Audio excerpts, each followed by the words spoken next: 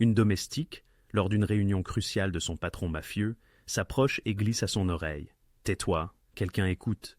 Elle savait qu'il pouvait la faire éliminer pour une telle insubordination. Ignorant tout du destin qui allait s'ensuivre, ces deux mots inattendus révéleraient un traître, terrasseraient ses ennemis et métamorphoseraient cette aide invisible en sa plus fidèle confidente. En 2 mois passés au manoir Duca, Clara Reyes avait assimilé 3 règles de survie capitale: baisser les yeux, rester muette, et ne jamais, au grand jamais, interrompre le patron en pleine réunion. Ce soir, elle s'apprêtait à transgresser les 3. 12 coups sonnèrent au carillon du grand-père horloge dans le couloir, tandis qu'elle équilibrait un plateau d'argent devant le bureau privé de Lorenzo De Luca. À travers la porte massive en chêne, des voix tendues, urgentes, lui parvenaient, la faisant frissonner d'appréhension. Elle avait été appelée pour rafraîchir les boissons, ce qui signifiait une entrée silencieuse, l'exécution de sa tâche, puis une disparition tout aussi discrète. En poussant la porte, le bureau l'accueillit, imprégné d'une dense fumée de cigares et d'une tension palpable. 6 hommes, le cercle intime de Lorenzo, ceux qui contrôlaient tout, des docks aux ruelles de Chicago, étaient assis autour de la table en acajou. Au centre, Lorenzo trônait, son costume anthracite impeccablement taillé, même à cette heure avancée, ses yeux sombres et vifs, fixés sur une carte étalée. Le territoire nord est vulnérable, avançait Lorenzo, d'une voix douce mais empreinte d'acier. L'équipe de Russo est à bout de souffle après la descente du mois dernier. Nous intervenons avec 3 équipes. Clara se faufilait le long des murs, tel un fantôme, suivant à la lettre les instructions reçues, remplir les verres, éviter tout contact visuel, ne pas écouter des propos qui pourraient lui coûter la vie. Mais c'est alors qu'elle entendit un son distinct. Clic, clic, clic. Un bruit faible, rythmique et mécanique, semblant provenir derrière la moulure murale ornée, près du siège de Lorenzo. Elle avait dépoussiéré cet endroit précis cet après-midi même, et avait remarqué que la plainte était légèrement lâche. À ce moment-là, elle avait simplement pensé le signaler au service d'entretien. Mais maintenant, au cœur de la nuit, alors que Lorenzo discutait de conquête territoriale et de pots de vin, ce cliquetis prenait une toute autre signification. Le cœur de Clara battait la chamade contre ses côtes. Ayant grandi dans les quartiers rudes de Southside, elle avait appris à déceler le danger sous toutes ses formes. Son frère aîné avait purgé une peine pour avoir fréquenté la mauvaise compagnie. Avant qu'il ne trouve la mort dans une altercation de gang, il lui avait enseigné des choses, des ruses de la rue, des techniques de survie. Parmi elles, la reconnaissance du son d'un dispositif d'écoute en pleine transmission. Ce clic, clic, clic résonnait dans son esprit. Les mains tremblantes, elle posa la carafe en cristal. Lorenzo, lui, continuait d'exposer son plan d'attaque, prononçant des noms, mentionnant des sommes d'argent qui lui donnèrent la nausée. Chaque mot s'échappait de ce mur, se frayait un chemin vers des oreilles inconnues. Les hommes autour de la table étaient prompts et plongés dans la discussion. Polly Marchetti, le bras droit de Lorenzo, argumentait sur le calendrier. Un autre marquait des positions sur la carte. Personne ne prêtait attention à la domestique. Clara posa son regard sur Lorenzo. Vraiment, pour la première fois depuis qu'elle travaillait là. Il n'avait que 34 ans, jeune pour un homme ayant tant de sang sur les mains, avec des traits italiens sombres et un visage capable de charmer ou de terrifier selon son humeur. À cet instant précis, ce visage était concentré, intense, totalement inconscient que tout ce qu'il disait était enregistré. « Il te tuera si tu l'interromps », murmura une voix dans sa tête. « Il pensera que c'est toi qui l'as installé. » Mais une autre voix, celle de son frère résonnant des années passées, transperça sa peur. « Si tu vois quelque chose de mal, dis-le. Le silence tue. » Clara prit sa décision. Elle se dirigea vers le fauteuil de Lorenzo, ses jambes la portant en avant, malgré la sensation d'être à bout. Elle saisit son verre vide, se penchant suffisamment près pour capter le parfum de son coûteux parfum mêlé à la fumée de cigare. Puis, elle lui murmura à l'oreille, si doucement que lui seul put l'entendre. « Tais-toi, quelqu'un écoute. » Ces quelques mots suffirent à tout changer. Le corps de Lorenzo se raidit imperceptiblement pendant une fraction de seconde, si brève que quiconque ne l'observant pas attentivement l'aurait manqué. Mais Clara le sentit. Elle perçut la violence latente en lui se renforcer. Sa main posée sur la table se serra en un point. Puis, tel un acteur aguerri, il lissa son expression. Son sourire revint, aisé et charismatique. Il prit son verre rempli et en but une gorgée, sans jamais poser les yeux sur Clara. « Messieurs, dit-il, sa voix soudain plus légère, presque joviale. Il est tard, et nous avons suffisamment avancé pour ce soir. Polly, Tu coordonneras avec les équipes dès demain.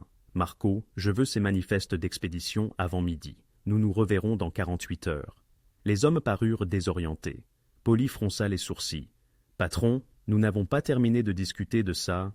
Demain. » Lorenzo le coupa avec aisance, se levant. « J'ai une réunion matinale avec le conseiller municipal. Je ne peux pas le laisser penser que je ne suis pas un homme d'affaires respectable. » La blague tomba à plat, mais les hommes comprirent que c'était un renvoi. Ils ramassèrent leurs papiers, leurs téléphones, leurs cigares inachevés. En 3 minutes, le bureau fut vide, à l'exception de Lorenzo et Clara. La porte se referma. Clara resta figée contre le mur, le plateau d'argent serré dans ses mains aux jointures blanches. Lorenzo n'avait pas bougé de sa position à la table. Il fixait le panneau mural d'où provenait le cliquetis, sa mâchoire contractée. Lorsqu'il se tourna enfin vers elle, ses yeux étaient des éclairs noirs. « Montre-moi, » dit-il tranquillement. La bouche de Clara s'assécha. Elle déposa le plateau et s'avança vers le mur, les jambes tremblantes. Elle s'agenouilla, désignant la moulure de la plainte près de son fauteuil. « Là, » murmura-t-elle. « Derrière ce panneau, ça fait clic-clic. Je l'ai entendu cet après-midi aussi, mais je n'avais pas réalisé. » Lorenzo s'accroupit à côté d'elle, l'oreille près du mur. Pendant un long instant, le seul son fut le tic-tac du grand-père horloge et la respiration rapide de Clara. Puis, elle le vit. Le léger plissement autour des yeux de Lorenzo, la contraction de sa mâchoire. Il l'avait entendu, lui aussi. Il se leva brusquement et sortit son téléphone, tapant quelque chose rapidement. Puis, il regarda Clara.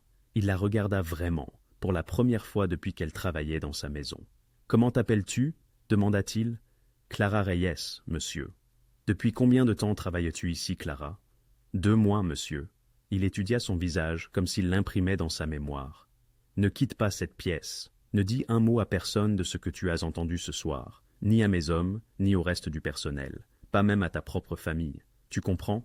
Clara hocha la tête, la gorge trop serrée pour parler. « Bien. » L'expression de Lorenzo s'adoucit presque imperceptiblement. « Parce que tu viens peut-être de me sauver la vie. » 20 minutes plus tard, un homme arriva qui ne ressemblait en rien à l'entourage habituel de Lorenzo. Marcus Webb, quadragénaire, mince et nerveux, portait un jean et un sweat à capuche délavé de l'université Northwestern.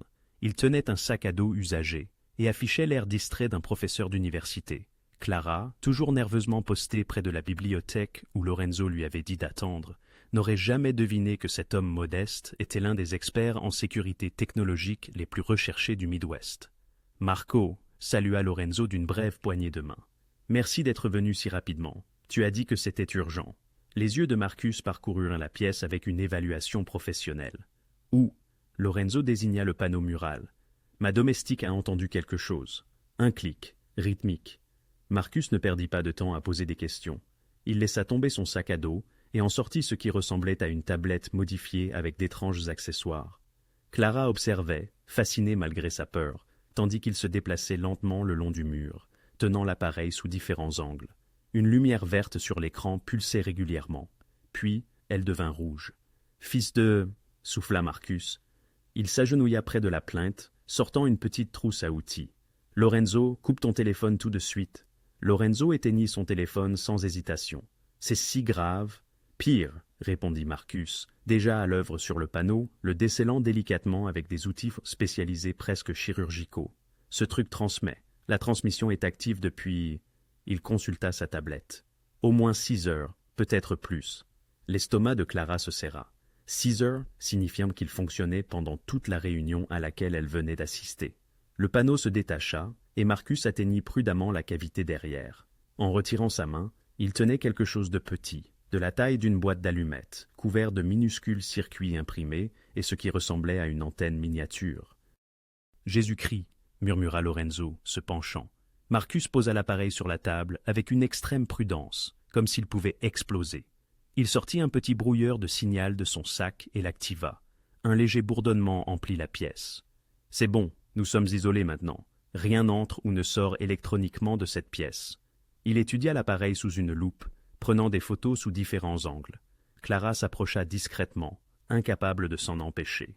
De près, l'objet, ce cauchemar technologique miniaturisé, semblait d'une complexité insurmontable. « Parle-moi, Marcus, » dit Lorenzo à voix basse.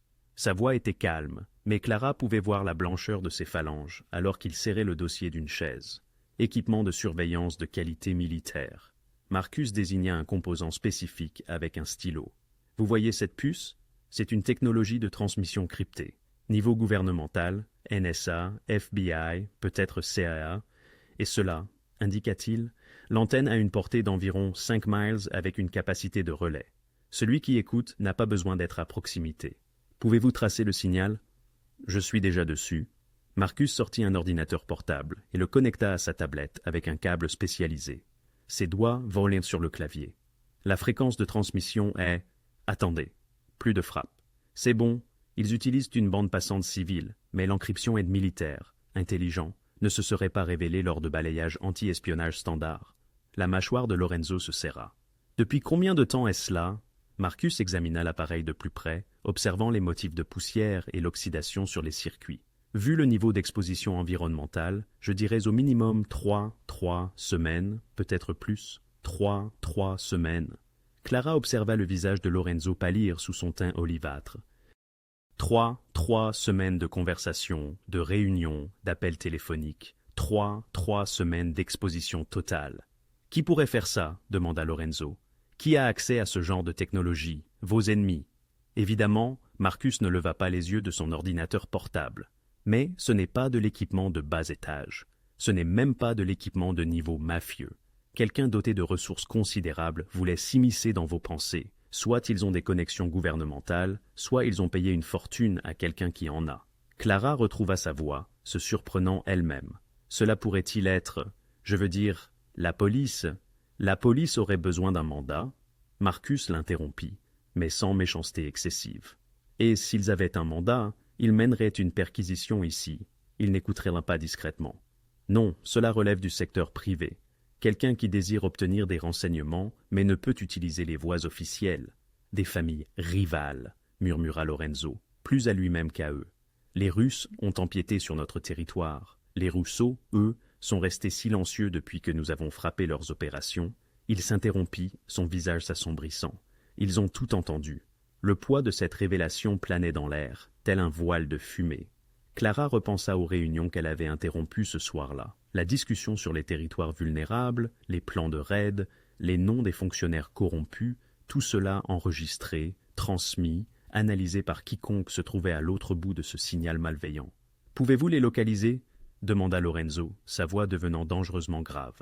L'ordinateur portable de Marcus émit un signal sonore. Il fixa l'écran, zoomant sur ce qui semblait être une carte de Chicago. « Les signaux sont reçus ici. » Il tapota un emplacement en plein centre-ville.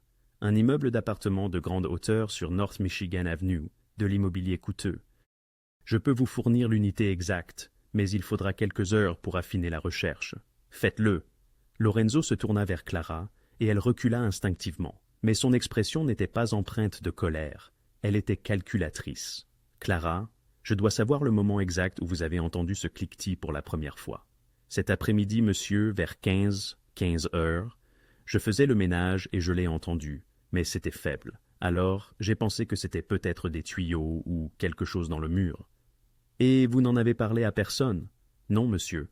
J'allais en informer l'entretien demain, mais... Elle s'interrompit. Lorenzo acquiesça lentement. Cela nous a peut-être sauvés. Si vous l'aviez signalé par les voies normales, quelqu'un aurait pu les avertir que nous étions suspicieux. Il fit une pause. Combien de personnes savaient que vous l'avez entendu? Seulement vous et M. Webb, monsieur. Bien, cela reste entre nous. Il se retourna vers Marcus. Je veux un balayage complet de toute cette maison. Chaque pièce, chaque ligne téléphonique, chaque ordinateur. S'il y a un, écoute, il pourrait y en avoir d'autres.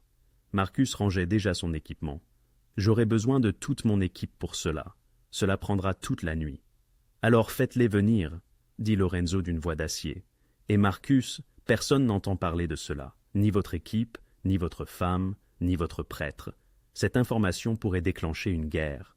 En se dirigeant vers la porte, Marcus s'arrêta et regarda Clara. « Vous avez de bonnes oreilles, mademoiselle. Mieux que mon équipement à 50 000 $.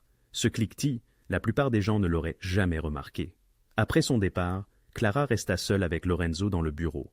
L'appareil reposait sur la table entre eux, sombre et silencieux, derrière le brouilleur de Marcus. Pourtant, elle avait l'impression qu'il continuait de regarder, d'écouter. Lorenzo se servit un whisky, sa main ferme malgré tout. « Vous devriez rentrer chez vous, Clara. Reposez-vous. Demain, tout reprendra son cours normal. Vous ferez votre travail. Je ferai le mien. Personne ne doit savoir que quoi que ce soit a changé. »« Oui, monsieur. » Clara se dirigea vers la porte, puis hésita. « Monsieur Duca, qui, selon vous, a fait cela ?» Lorenzo fixa la puce, son expression indéchiffrable. Quelqu'un qui vient de commettre une erreur très grave. Le matin suivant, Clara arriva au manoir à 6 heures, comme à son habitude, l'estomac noué. Elle avait à peine dormi, revivant la nuit précédente encore et encore dans son esprit.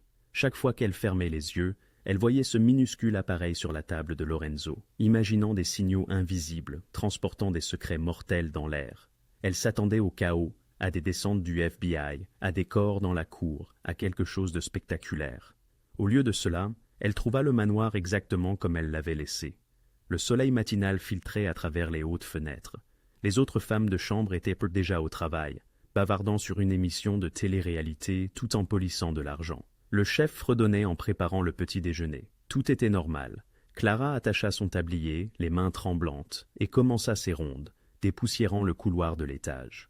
Par une porte ouverte, elle put voir Lorenzo dans son bureau au téléphone, riant à propos de quelque chose. Il avait l'air détendu, presque insouciant dans sa chemise blanche impeccable et son pantalon marine. Cela n'avait aucun sens. Vers 9 heures, elle nettoyait la bibliothèque du 2e étage lorsque Polly Marchetti apparut dans l'embrasure de la porte. Le bras droit de Lorenzo était bâti comme un ours, avec des bras épais et un visage qui avait vu trop de bagarres. Il avait toujours rendu Clara nerveuse. « Le patron veut vous voir », dit Polly d'une voix rauque, dans le bureau privé. Maintenant, le cœur de Clara battait la chamade tandis qu'elle le suivait en bas. Polly ne parla pas, ne la regarda même pas. Lorsqu'ils atteignirent le bureau, il frappa deux fois et ouvrit la porte, lui faisant signe d'entrer seul. Lorenzo était assis derrière son bureau en acajou. Marcus Webb se tenait près de la fenêtre, et à côté de lui se trouvait un homme que Clara reconnut, Tony Greco, le chef de la sécurité de Lorenzo. Un ancien militaire aux yeux gris froids et à la réputation d'une loyauté inébranlable. Trois personnes, comme Lorenzo l'avait dit la nuit dernière. « Asseyez-vous, Clara », dit Lorenzo en désignant une chaise en face de son bureau. Son ton était professionnel, mais pas méchant. Elle s'assit, ses mains fermement jointes sur ses genoux. « Marcus a terminé ses recherches à 4 heures ce matin, » commença Lorenzo. « Tu veux lui dire ce que tu as trouvé ?» Marcus avait l'air épuisé, avec des cernes sous les yeux. Deux autres appareils. Un dans la boîte de jonction téléphonique du couloir principal, acheminant tous les appels fixes. Un autre dans la voiture de Lorenzo. Celui-ci suivait ses déplacements et enregistrait les conversations. Il afficha des images sur sa tablette, montrant à Clara davantage de ces circuits imprimés cauchemardesques. Le même équipement de qualité militaire, la même fréquence de transmission. Quelqu'un a investi des sommes considérables dans cette opération. Clara se sentit malade. L'invasion était encore pire qu'elle ne l'avait imaginé. « Voici ce que nous allons faire, » dit Lorenzo, se penchant en avant. « Rien. » Clara cligna des yeux. « Monsieur, nous n'allons pas retirer les écouteurs. Nous n'allons pas modifier les protocoles de sécurité. Nous n'allons agir de manière suspecte d'aucune sorte. » Les yeux sombres de Lorenzo croisèrent les siens. « Pour autant que quiconque sache, et je dis bien quiconque, y compris mes propres hommes, la réunion d'hier soir s'est terminée tôt parce que j'étais fatigué. Rien de plus. » « Je ne comprends pas, » dit Clara avec prudence. Tony Greco prit la parole pour la première fois, sa voix rocailleuse. « Quiconque a placé ses écouteurs surveille notre réaction. Si nous renforçons soudainement la sécurité, balayons pour d'autres appareils, changeons nos habitudes, ils sauront que nous les avons trouvés. Ils se retireront ou accéléreront ce qu'ils prévoient. »« Mais ils écoutent tout, » protesta Clara. « Exactement. » Un mince sourire traversa le visage de Lorenzo. « Et ce sera leur perte. » Marcus a retracé la transmission jusqu'à un appartement sur North Michigan Avenue, unité 427. Il est enregistré sous une société écran. Il nous a fallu la moitié de la nuit pour éplucher les documents, mais nous avons trouvé le lien. Devinez qui possède cette société écran? Clara secoua la tête. Une holding liée à la famille Volkov. Le sourire de Lorenzo devint glacial. Les Russes. Ils essaient de pénétrer notre territoire depuis deux ans. Et nous les avons bloqués à chaque tournant. C'est ainsi qu'ils ont toujours eu une longueur d'avance. Ils ont écouté notre stratégie. Les pièces du puzzle s'assemblèrent dans l'esprit de Clara. Donc, si vous les laissez continuer à écouter, nous contrôlons ce qu'ils entendent, acheva Lorenzo. Nous leur fournissons exactement ce que nous voulons qu'ils sachent, de fausses informations, de faux plans, des appâts auxquels ils ne peuvent pas résister. Et pendant qu'ils chassent des fantômes, nous découvrons qui, au sein de mon opération, les a aidés à placer ces micros en premier lieu. Un frisson parcourut l'échine de Clara. Vous pensez que quelqu'un ici vous a trahi? Ces appareils ne se sont pas installés tout seuls, dit Tony Greco d'un ton sec. Quelqu'un avait accès à cette maison, à la voiture de Lorenzo, à nos systèmes de sécurité. Soit nous avons une taupe, soit quelqu'un a été assez négligent pour laisser un agent ennemi passer à travers. C'est pourquoi, poursuivit Lorenzo, seulement quatre personnes sont au courant de cela. Moi, Marcus, Tony et vous. Pas Polly, pas mon cousin Frankie, pas même mon conciliaire. Personne. Moins il y a de personnes au courant, plus il était facile de repérer les comportements inhabituels. Que voulez-vous que je fasse? Demanda Clara. Votre travail, exactement comme vous l'avez toujours fait. L'expression de Lorenzo s'adoucit légèrement. Je sais que c'est beaucoup à demander à quelqu'un qui est venu ici juste pour nettoyer des maisons et payer son loyer. Mais vous avez prouvé que vous avez de bons instincts et que vous savez tenir votre langue. Ce sont des qualités rares. Marcus sortit un petit appareil, de la taille d'un porte-clés. Si vous entendez ou voyez quelque chose de suspect, et je dis bien « to safe », ce qui semble anormal, appuyez sur ce bouton. Il envoie une alerte silencieuse aux trois de nos téléphones. Aucun nom, aucun détail, juste une alerte. Nous nous en occuperons ensuite. Clara prit l'appareil, sentant son poids dans sa paume. Il était plus lourd qu'il n'y paraissait. « Encore une chose, » dit Lorenzo. « Dans quelques heures, je vais organiser une autre réunion dans le même bureau, les mêmes hommes, le même sujet. Mais cette fois, tout ce que je dirai sera un mensonge. Nous allons tester le système, voir si les Russes mordent à l'hameçon. J'ai besoin de toi là-bas pour servir des boissons et agir de manière absolument normale. Peux-tu faire ça? » Clara pensa à son frère, mort à 26 ans, parce qu'il avait choisi la loyauté envers les mauvaises personnes. Elle pensa à sa mère qui travaillait deux emplois pour les nourrir après son départ.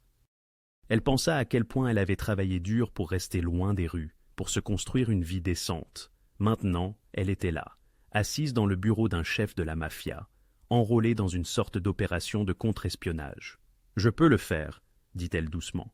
Lorenzo la fixa un long instant, puis acquiesça. « Parfait. » Tony vous briefa sur ce qu'il fallait surveiller, et Clara, il attendit qu'elle croise son regard. « Merci.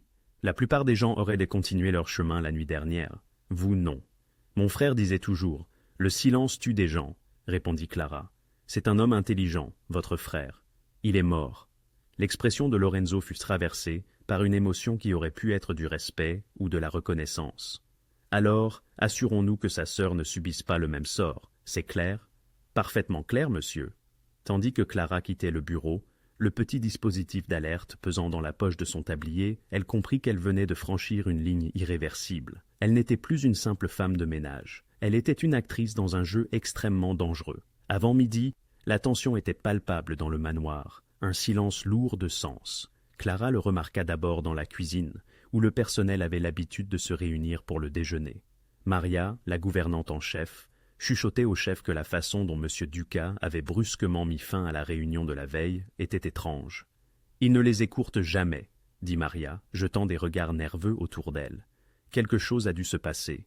Clara garda la tête baissée, mangeant son sandwich en silence, tandis que son cœur battait à tout rompre. La paranoïa se propagea plus vite qu'elle ne l'avait anticipé. Dans le couloir principal, elle surprit deux des hommes de main de Lorenzo parlant à voix basse. « Le patron semblait bizarre hier soir, » dit l'un d'eux. « Il nous a tous renvoyés chez nous comme si la maison était en feu. » Mon cousin Vinny dit « Peut-être que les fédéraux rôdent, prêts à agir. » « Non, les fédéraux auraient déjà défoncé la porte, » répondit l'autre. « C'est autre chose, quelque chose d'interne. » Ce mot « interne » resta en suspens, tel une brume toxique. Clara traversa le manoir avec ses produits de nettoyage, toujours aussi invisibles. Mais maintenant, elle écoutait différemment. Chaque conversation, chaque regard nerveux, chaque appel téléphonique chuchoté devenait une donnée précieuse. Elle n'avait jamais réalisé à quel point les gens se révélaient lorsqu'ils pensaient que les domestiques ne pouvaient ne pas les entendre. Vers 14 ans, elle polissait la rampe d'escalier près du bureau de Lorenzo lorsqu'elle entendit des voix s'élever à l'intérieur. À travers la porte entr'ouverte, elle aperçut Polly Marchetti faisant les 100 pas, avec une nuque épaisse rougie par la frustration. « Boss, les hommes posent des questions, » disait Polly. « Ils ne comprendront pas pourquoi vous avez interrompu la réunion. Certains pensent que vous avez peut-être eu des doutes sur le coup du côté nord. Laissez-les penser ce qu'ils veulent. » La voix de Lorenzo était calme, presque amusée. Un peu d'incertitude garde les gens affûtés. Affûtés ou paranoïaques? Polly s'arrêta.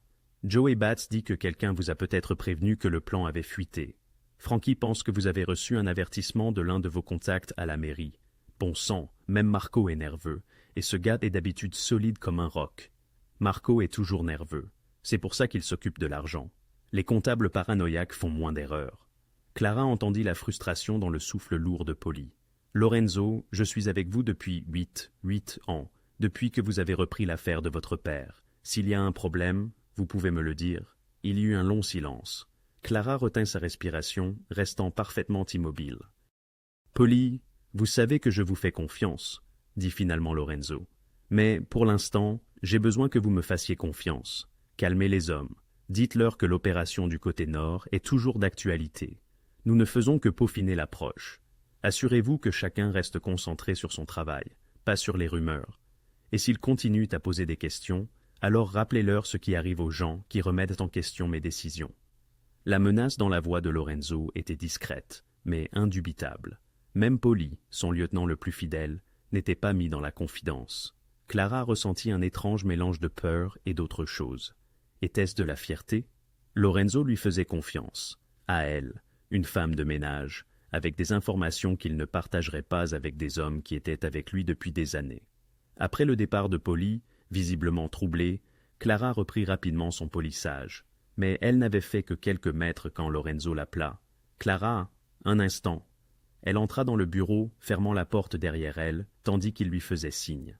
Lorenzo se tenait près de son bureau, regardant par la fenêtre les jardins impeccablement entretenus. « Vous l'entendez aussi, n'est-ce pas ?» demanda-t-il sans se retourner.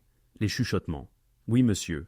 Tout le monde est si nerveux. »« Bien. » Il se tourna vers elle, et il y avait une expression calculatrice sur son visage. « La paranoïa est utile. Elle révèle les gens. Observez qui pose le plus de questions. Observez qui essaie de calmer tout le monde. Observez qui reste silencieux, alors qu'il parle habituellement. » Clara hocha la tête, gravant ces mots dans sa mémoire. « Tony va vous donner une liste de noms, » continua Lorenzo. « Des personnes qui ont eu accès à cette maison au cours du dernier mois. Des entrepreneurs, des livreurs, du nouveau personnel. Je veux que vous l'examiniez. Dites-moi si quelqu'un se démarque. Parfois, les petits détails comptent. Un visage qui ne correspond pas. Quelqu'un qui a posé trop de questions. Quelque chose d'inhabituel. Je ferai de mon mieux, monsieur. » Le téléphone de Lorenzo vibra. Il y jeta un coup d'œil et sourit froidement. Marcus vient de confirmer que l'appartement est toujours actif. Ils écoutent toujours, enregistrent toujours, ce qui signifie qu'ils n'ont aucune idée que nous sommes sur eux. Il regarda Clara. « Ce soir, nous allons leur donner quelque chose qui vaut la peine d'être entendu. Réunion à 20 heures. Vous serez là. »« Oui, monsieur. » Alors que Clara quittait le bureau, elle faillit heurter Frankie Duca, cousin de Lorenzo et concilière de la famille. Frankie, cinquantenaire aux cheveux argentés et au regard perçant, portait un costume coûteux qui ne parvenait pas à dissimuler sa carrure forgée en prison. « Attention, ma belle, » dit Frankie, l'examinant d'un œil, mais ses yeux scrutaient son visage avec une intensité inconfortable. « Vous êtes Clara, n'est-ce pas? La nouvelle. »« Oui, monsieur. Lorenzo vous convoque souvent dans son bureau aujourd'hui. » Ce n'était pas tout à fait une question, mais l'implication était palpable. Clara sentit ses paumes devenir moites. « Juste pour discuter de questions domestiques, monsieur. Quelques articles à remplacer. » Le sourire de Frankie ne se reflétait pas dans ses yeux. « Bien sûr, des questions domestiques. » Il lui tapota l'épaule, un geste qui semblait plus menaçant qu'amical. « Vous faites du bon travail ici, Clara. Continuez comme ça. » Elle le regarda s'éloigner, son cœur battant la chamade. S'agissait-il d'une conversation innocente, ou Frankie cherchait-il à obtenir des informations? Se méfiait-il de son accès soudain à Lorenzo? Ou était-il du genre à se méfier de tout? Clara trouva Tony Greco dans le bureau de la sécurité, une petite pièce tapissée de moniteurs affichant différents angles des jardins du manoir. Il lui tendit un dossier sans dire un mot. « Ce sont tous les entrepreneurs et prestataires de services qui sont venus ici au cours des six dernières semaines, » expliqua Tony. « Regardez-le ce soir. Si des noms ou des visages déclenchent de quelque chose, faites-le nous savoir. Clara prit le dossier, sentant son poids. À l'intérieur se trouvaient des dizaines de noms, de photos, de vérifications d'antécédents. N'importe laquelle de ces personnes aurait pu poser les micros. Ou peut-être que c'était quelqu'un qui ne figurait pas sur la liste du tout. Quelqu'un qui avait échappé même aux précautions de sécurité de Tony. Une dernière chose, ajouta Tony, ses yeux gris perçant les siens. Frankie vient de me demander pourquoi vous rencontrez le patron. Je lui ai dit que Lorenzo envisageait de vous promouvoir au poste de gouvernante en chef, que vous étiez en cours de vérification. Cela satisfait-il votre curiosité? Il a posé des questions sur moi. Frankie pose des questions sur tout, c'est son travail. Être méfiant, protéger les intérêts de Lorenzo. Ne le prenez pas personnellement. Tony se pencha en arrière sur sa chaise. Mais soyez prudente. Frankie est intelligent. S'il pense que quelque chose cloche, il creusera jusqu'à ce qu'il découvre quoi. Clara quitta le bureau de la sécurité, un dossier dissimulé sous ses produits de nettoyage. Tandis qu'elle traversait les couloirs du manoir, elle sentait des yeux sur elle, réels ou imaginaires. Elle ne pouvait plus faire la distinction. La maison était devenue une cage de suspicion, et elle était prise au piège avec des prédateurs qui tournaient en rond, cherchant à savoir qui d'entre eux les avait trahis. Et quelque part, dans un appartement de luxe du centre-ville, quelqu'un écoutait chaque mot, élaborant ses propres plans. Le service de Clara se terminait à 16 heures, mais elle s'attarda jusqu'à près de 17 heures, plongeant dans les dossiers des entrepreneurs dans une chambre d'amis vide. Les visages se brouillaient. Des électriciens, des plombiers, une équipe de laveurs de vitres, l'équipe qui avait installé de nouvelles caméras de sécurité 3 semaines auparavant. 3 semaines, juste au moment où les micros étaient apparus. Elle encercla cette entrée et glissa le dossier dans son sac, s'engageant mentalement à en parler à Tony ce soir-là. L'air d'octobre était vif lorsqu'elle sortit par l'entrée de service du manoir. Elle serra plus fort sa mince veste et s'engagea sur la longue allée menant à l'arrêt de bus sur Ashland Avenue. Le domaine Duca se trouvait dans la riche banlieue d'Oak Brook, loin de son appartement exigu de Pilsen. Mais la ligne de bus était fiable, et le salaire était meilleur que partout ailleurs où elle avait travaillé. Elle avait fait environ 20 pas lorsqu'elle remarqua l'escalade noire garée le long des arbres, son moteur tournant au ralenti.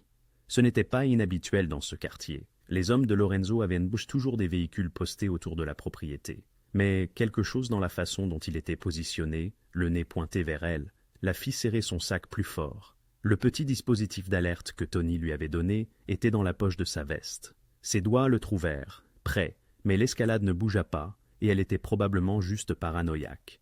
Elle continua de marcher. À l'arrêt de bus, elle vérifia son téléphone. 15 minutes avant l'arrivée du suivant. Quelques autres personnes attendaient des proximités, une nounou avec une poussette, un homme plus âgé lisant un journal. Normal, sûr. Clara essaya de se détendre, mais chaque instinct de survie qu'elle avait appris en grandissant dans le South Side lui criait alerte. « Excusez-moi, mademoiselle. » Elle se retourna pour trouver un homme debout derrière elle. La trentaine, cheveux bien coiffés, en costume d'affaires gris avec des traits fades qui ne se démarqueraient pas dans une foule. Il sourit agréablement comme quelqu'un sur le point de demander des indications. « Vous travaillez à la maison Duca, n'est-ce pas ?»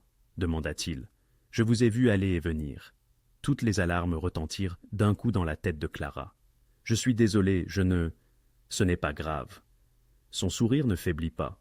« Je n'essaie pas de causer des problèmes. En fait, j'espérais que nous pourrions nous entraider. » Il désigna une petite boulangerie de l'autre côté de la rue. « Pourrions-nous parler une minute? Je vous offre un café. » Clara observa du coin de l'œil la nounou et le vieil homme, chacun absorbé dans son univers. L'escalade noire était toujours là, et elle se demandait désormais s'il s'agissait réellement des hommes de Lorenzo ou d'une toute autre histoire. « Je ne vous connais pas, » dit-elle, prudente. « J'attends juste mon bus. »« Je vous en prie, 5 minutes. Il y a de l'argent à la clé pour vous. » Quelque chose dans son ton changea, devenant plus insistant. « Je pense vraiment que vous voudrez entendre ce que j'ai à dire. » Contre son bon sens, ou peut-être poussée par le besoin de comprendre la situation, Clara se retrouva à traverser la rue avec lui. Sa main resta dans sa poche, le pouce prêt à actionner le bouton d'alerte. Si la situation dégénérait, elle appuierait et s'enfuirait. La boulangerie était chaude et sentait le pain frais. L'homme acheta deux cafés, sans même lui demander son choix, et la conduisit à une table d'angle, loin des fenêtres. Il s'assit dos au mur, comme quelqu'un de formé à toujours surveiller les issues. « Mon nom n'est pas important, » commença-t-il, lui tendant un café que Clara ne toucha pas. « Ce qui compte, c'est que je sais que vous travaillez étroitement avec Lorenzo Duca. Vous êtes chez lui tous les jours. Vous entendez des choses. Vous voyez des choses. » La bouche de Clara s'assécha. « Je ne suis qu'une femme de ménage. Je nettoie. » Et vous étiez dans son bureau privé hier soir, pendant une réunion très importante. L'expression aimable de l'homme ne changea jamais, mais ses yeux devinrent froids. Une réunion qui s'est terminée étrangement et soudainement. Et ce matin, vous avez été appelé dans son bureau à trois reprises distinctes. Ce n'est pas normal pour une simple femme de ménage. Il la surveillait, en fait. Clara se sentit violée, exposée. Depuis combien de temps traquait-il ses faits et gestes? L'homme glissa la main dans sa veste, et la main de Clara se resserra sur le dispositif d'alerte. Mais il ne sortit qu'une épaisse enveloppe qu'il déposa sur la table entre eux. Elle était remplie de billets, plus d'argent que ce que Clara gagnait en un ou deux mois. 5 000 $, dit-il doucement. Et ce n'est qu'un acompte. Tout ce dont j'ai besoin, c'est d'informations, des choses simples. Quelles sont les réunions en cours? Qui y assiste? Ce qui est discuté? Vous n'avez rien de dangereux à faire. Il suffit de garder les oreilles ouvertes et de partager ce que vous entendez. Clara fixa l'enveloppe, son cœur battant à tout rompre.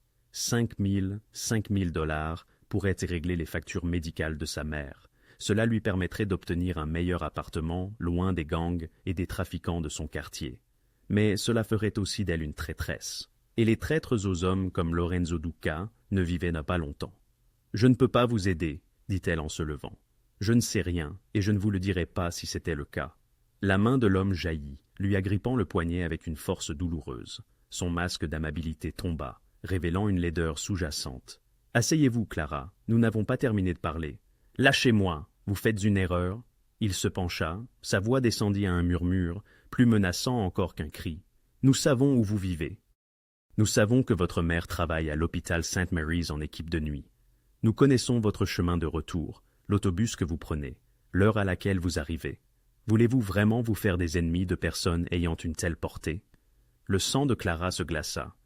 Il l'avait étudiée, cartographié sa vie, identifié tous ceux qu'elle aimait. Il ne s'agissait plus seulement d'informations, c'était une menace contre tous ceux qu'elle aimait. Elle appuya sur le bouton d'alerte. Rien ne se passa. Aucun son, aucun signal visible. Mais quelque part, 3 téléphones recevaient son SOS. « J'ai dit lâchez-moi. » Clara tenta de se dégager, mais sa prise se resserra. « Vous avez 24 heures pour réfléchir à mon offre, » dit l'homme. « Demain, même heure, même endroit. Vous vous présentez avec quelque chose d'utile. Vous obtenez l'argent et tout le monde reste en sécurité. Vous ne vous présentez pas ou vous parlez de cette conversation à Duca. » Il sourit froidement. « Eh bien, les accidents arrivent, surtout aux personnes qui travaillent en tard à l'hôpital. » La porte de la boulangerie tinta. Deux hommes entrèrent, tous deux bâtis comme des secondeurs, tous deux vêtus de vêtements décontractés qui ne cachaient en rien leurs dangereuses occupations. Clara reconnut l'un d'eux, Joey Batts, l'un des hommes de main de Lorenzo. L'autre était un jeune homme qu'elle avait vu autour du manoir. L'homme qui tenait le poignet de Clara les remarqua également. Ses yeux s'écarquillèrent si légèrement et sa main la relâcha. « Un problème ici ?»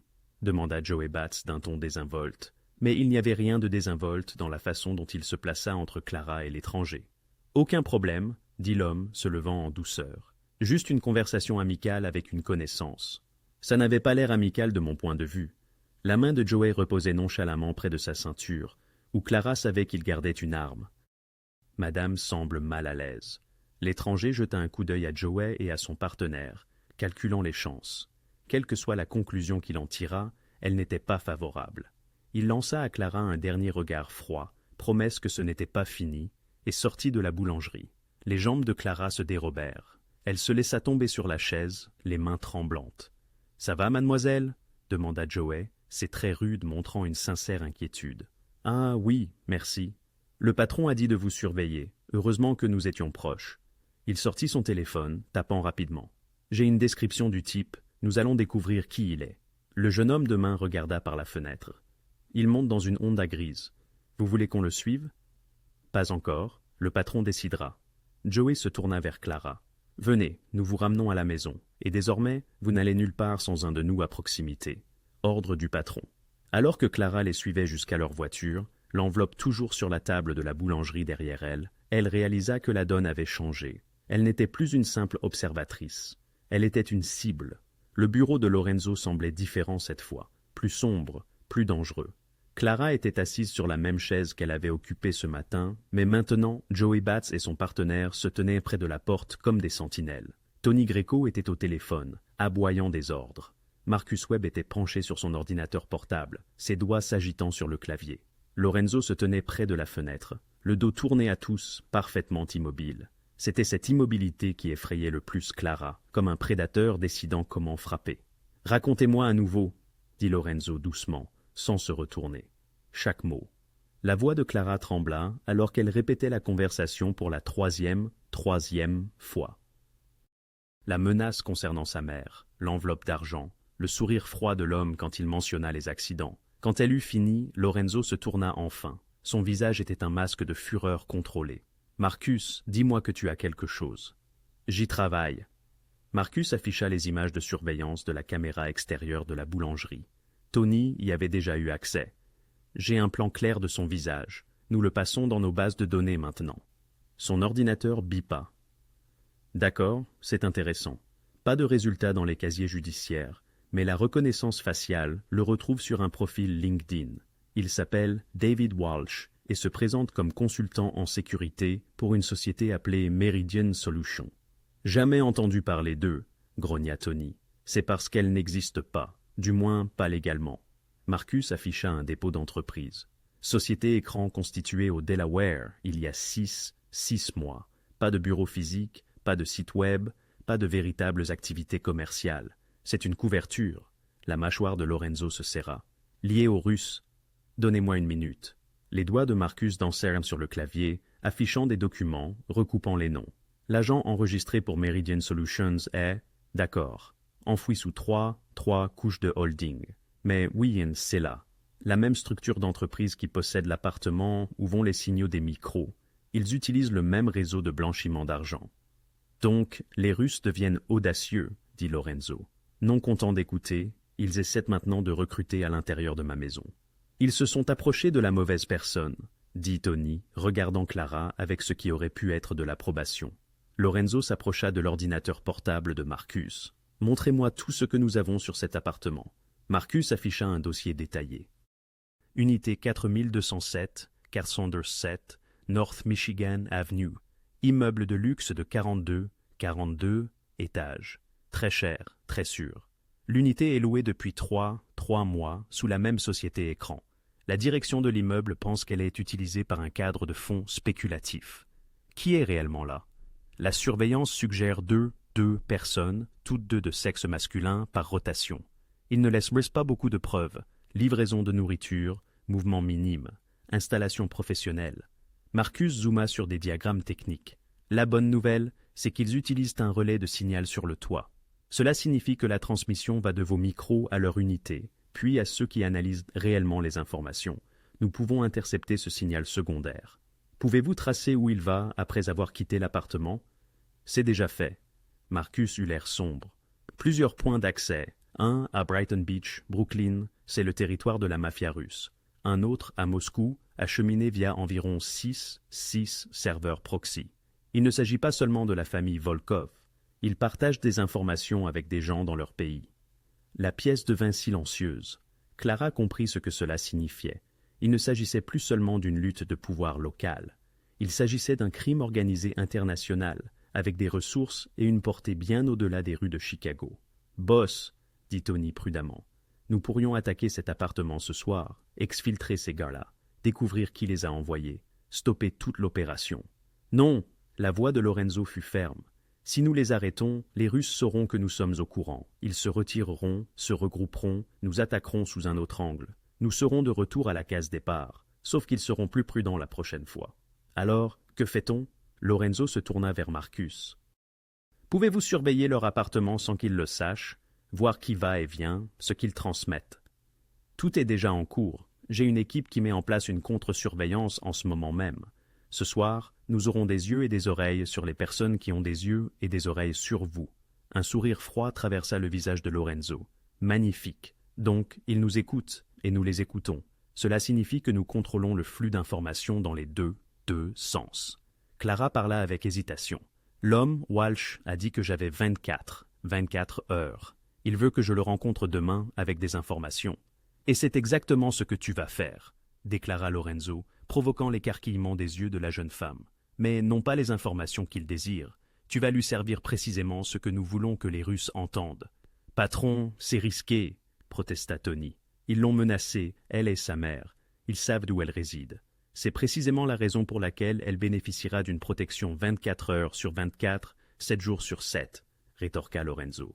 Et pourquoi Walsh ne pourra plus l'approcher à moins de 100 mètres, sans que nous en soyons informés? Lorenzo tourna son regard vers Clara. À moins que tu ne veuilles te retirer, ce n'est pas ce pourquoi tu t'es engagé en acceptant de nettoyer ma demeure. Je ne t'en tiendrais pas rigueur si tu choisissais de partir.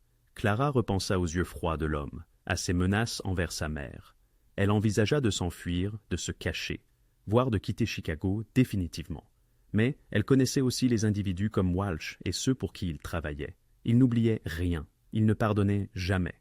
Frapper à la porte de l'oubli ne ferait que la transformer en une cible ailleurs. « Que dois-je faire » demanda-t-elle avec une détermination nouvelle. Lorenzo l'observa un long moment, puis hocha la tête. « Joey et Marco te suivront comme ton ombre partout à l'extérieur de cette demeure. À l'intérieur, tu es en sécurité. Nous procéderons à un autre nettoyage ce soir, afin de nous assurer qu'il n'y ait plus de surprises. Demain, lorsque Walsh t'abordera, tu lui diras que tu coopéreras. Tu lui donneras des détails mineurs, rien de stratégique. Nous allons établir un script. Ne va-t-il pas déceler la supercherie? Pas si nous mêlons la vérité au mensonge. Tu lui fourniras de vrais noms de membres de mon organisation, ceux qui sont insignifiants ou ceux sur lesquels je souhaite qu'il concentre son attention. Tu lui indiqueras un rendez-vous réel, avec une date et un lieu précis, mais pas le contenu de nos discussions. Fais-lui croire qu'il obtient des informations précieuses, alors qu'en réalité, il ne fait que courir après des chimères. Marcus releva le visage de son ordinateur portable. « Patron, j'ai le flux en direct de l'appartement. Vous voulez voir à qui nous avons affaire ?» Lorenzo se plaça derrière la chaise de Marcus. Clara les rejoignit, scrutant l'écran. L'image révélait l'intérieur d'un appartement moderne, des meubles coûteux, des fenêtres s'étendant du sol au plafond, offrant une vue imprenable sur la silhouette de Chicago. Deux hommes étaient invisibles.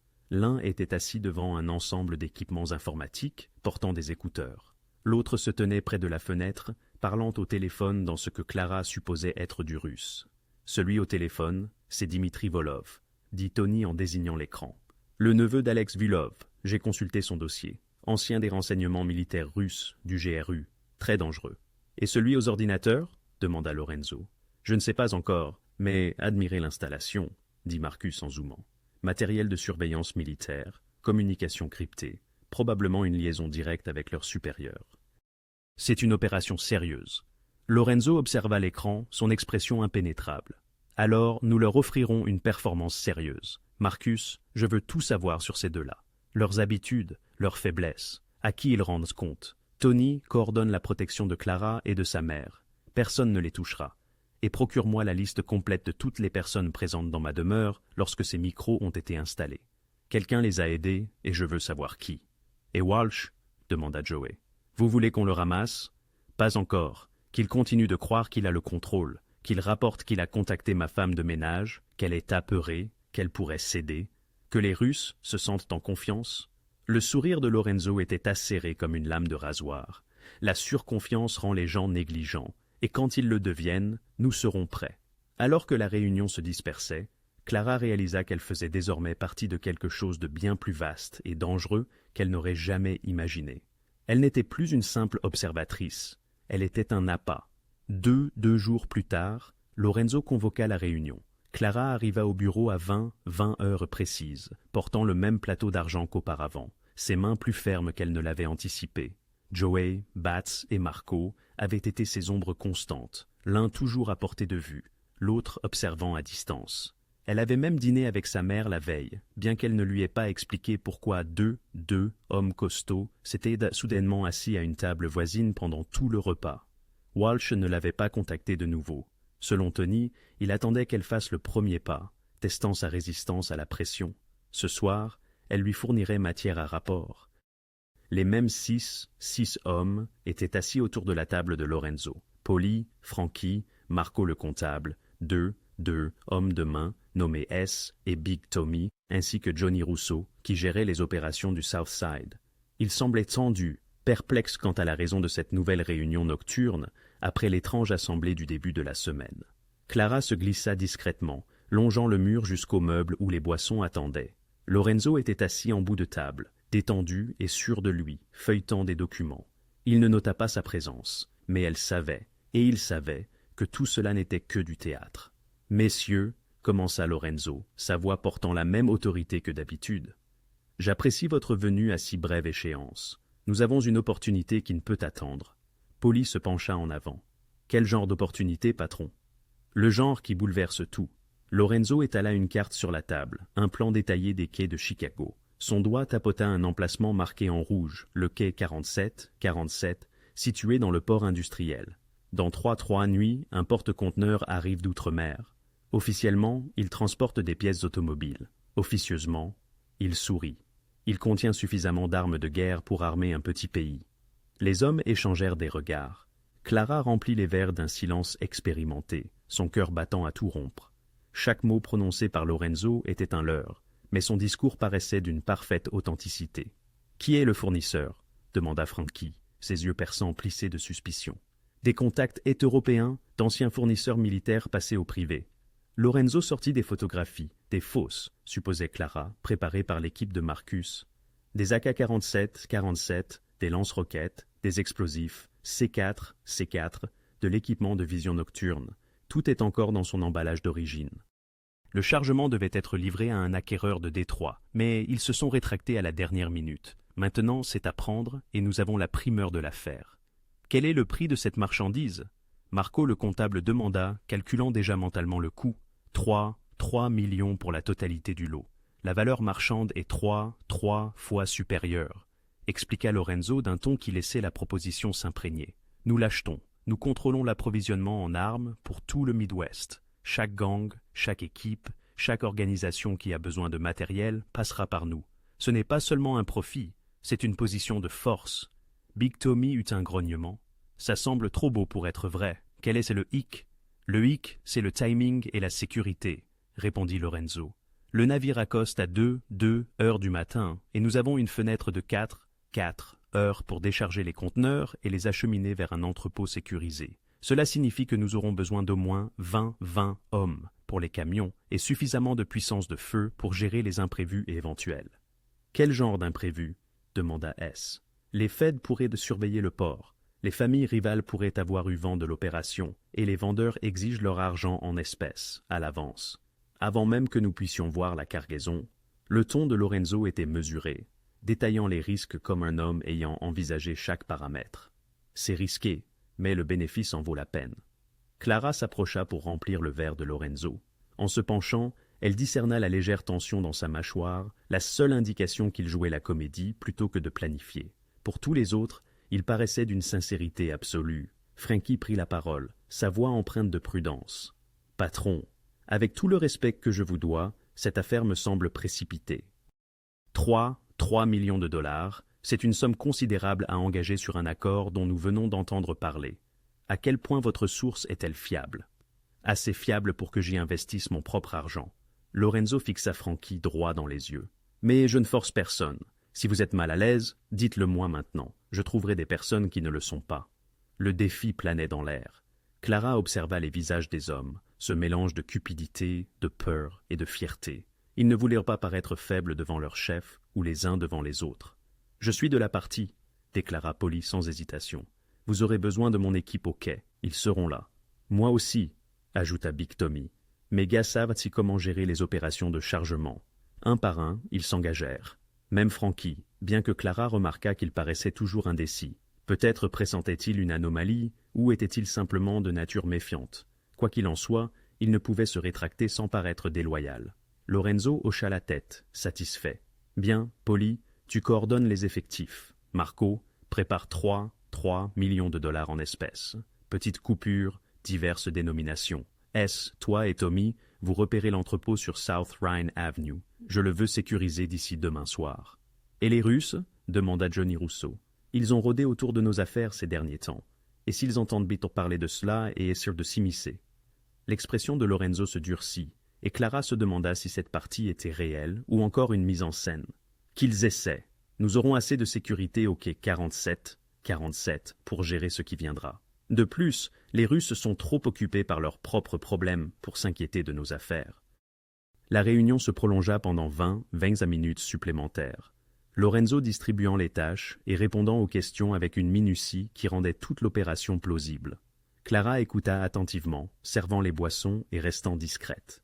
Pendant ce temps, quelque part dans la ville, deux Russes, installés dans un luxueux appartement, enregistraient chaque mot. Lorsque les hommes finirent par quitter la pièce, Clara s'attarda près du buffet, réorganisant des verres qui n'en avaient pas besoin. Lorenzo attendit que la porte se referme, puis laissa échapper un long soupir. « Comment ai-je été » demanda-t-il calmement. « J'y ai cru » avoua Clara. « Si je n'avais pas su mieux, j'aurais pensé que nous étions réellement en train de voler des armes dans trois jours. »« Excellent » déclara Lorenzo, se versant cette fois un vrai verre. « Car si tu as y cru, ils y croiront aussi. » Il se dirigea vers le panneau mural où le microphone était dissimulé, transmettant fidèlement. « Vous entendez ça, sales Russes? Je viens de vous offrir le plus gros coup de l'année. Voyons si vous pouvez résister. » Le téléphone de Clara vibra. Un message de Marcus, simplement. « Ils mordent à l'hameçon. » Lorenzo aperçut son visage et sourit froidement. « Et maintenant, nous attendons. Ils vont soit rapporter cela à leur hiérarchie et tenter d'intercepter la cargaison eux-mêmes, soit prévenir les Feds et essayer de me faire arrêter. Dans les deux cas, ils se dévoileront. Et s'ils font les deux, alors nous saurons à quel point ils sont désespérés. » Lorenzo vida son verre. « Repose-toi un peu, Clara. Les prochains jours s'annoncent intéressants. Et par « intéressant », je veux dire potentiellement mortels. » Tandis que Clara quittait le bureau, elle croisa Frankie dans le couloir. Il était au téléphone, parlant à voix basse en italien. En la voyant, il raccrocha brusquement. « Encore du travail tardif, Clara » demanda-t-il. « Juste le rangement après la réunion, monsieur Duca. » Son regard scruta son visage, cherchant quelque chose.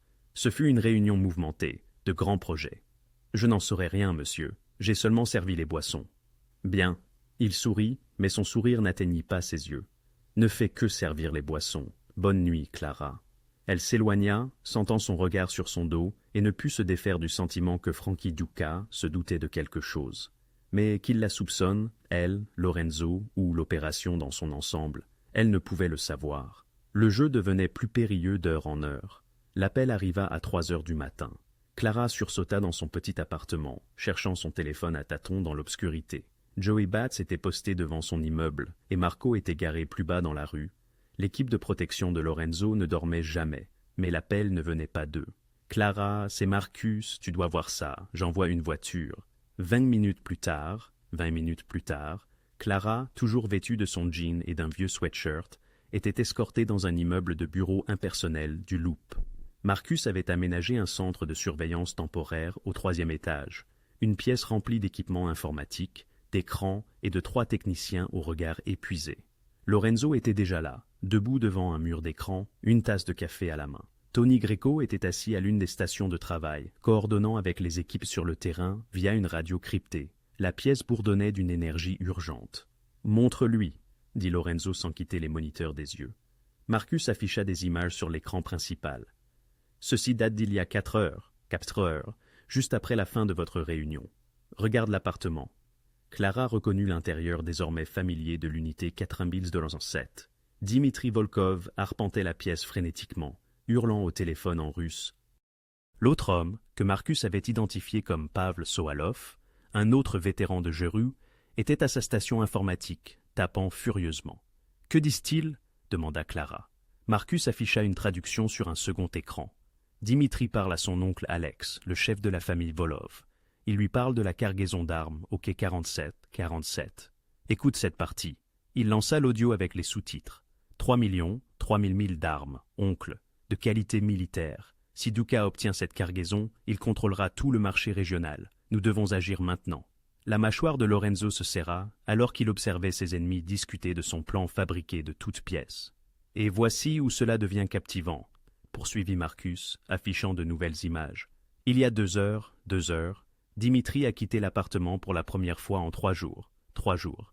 Nous l'avons suivi. » L'écran montrait Dimitri montant dans une Mercedes noire, puis passait à des images de suivi de la voiture traversant les rues de Chicago.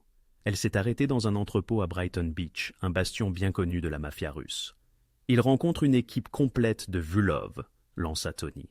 Nous avons mis sous surveillance l'entrepôt. Nous avons compté au moins 20 hommes y entrant au cours de la dernière heure. Ils préparent quelque chose d'envergure. Marcus afficha un autre écran. Une imagerie thermique de l'extérieur de l'entrepôt. Tu vois ces motifs thermiques?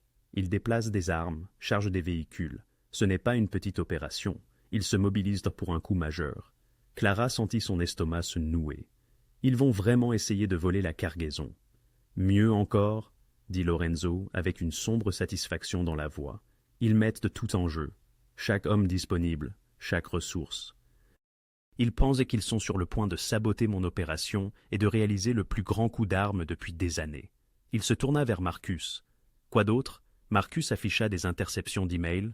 Pavlet a envoyé des messages cryptés à des contacts à Moscou et New York. Il demande des renforts. Les Volkov de Chicago traitent cela comme une déclaration de guerre. Ils ne prévoient pas seulement de voler la cargaison, ils prévoient d'embusquer vos hommes au dock et d'envoyer un message. « Combien d'hommes regardons-nous » demanda Tony. « D'après les discussions et les mouvements, j'estime à 30, à 40 combattants. Peut-être plus, ils apportent une sérieuse puissance de feu. » Marcus zooma sur des photos de surveillance montrant des hommes chargeant des fusils et du matériel tactique dans des SUV. Lorenzo posa sa tasse de café. Son expression était calculatrice. Ils surestiment leur force. C'est exactement ce que nous voulons. S'ils mettent autant d'hommes au dock, ils laissent donc tout le reste exposé. Leurs opérations de jeu, leurs raquettes de protection, leur véritable cache d'armes. Donc, nous les frappons pendant qu'ils nous frappent? Demanda Clara, commençant à comprendre la stratégie. Nous les frappons alors qu'ils ne frappent rien, corrigea Lorenzo. Ils se présentent au quai 47, en s'attendant à mes hommes et à une cargaison d'armes. Au lieu de cela, ils trouvent le FBI.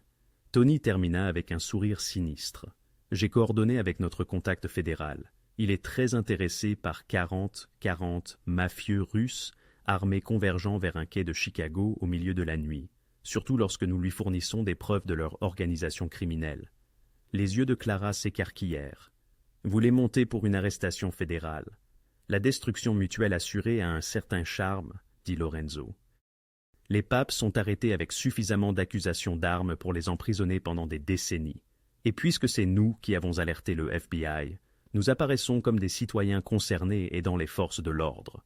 Le FBI réalise une arrestation majeure. Nous éliminons notre concurrence et nos mains restent aussi propres. Marcus afficha un autre écran montrant des interceptions de messages textes. Ça devient encore mieux. Les papes sont si confiants qu'ils planifient déjà la célébration de la victoire. Pavlet a envoyé un message à quelqu'un à Moscou disant « Deluca est fini. Chicago est à nous d'ici dimanche. » Dimanche est dans 3 jours. 3 jours, nota Tony. Ils pensent qu'ils ont déjà gagné.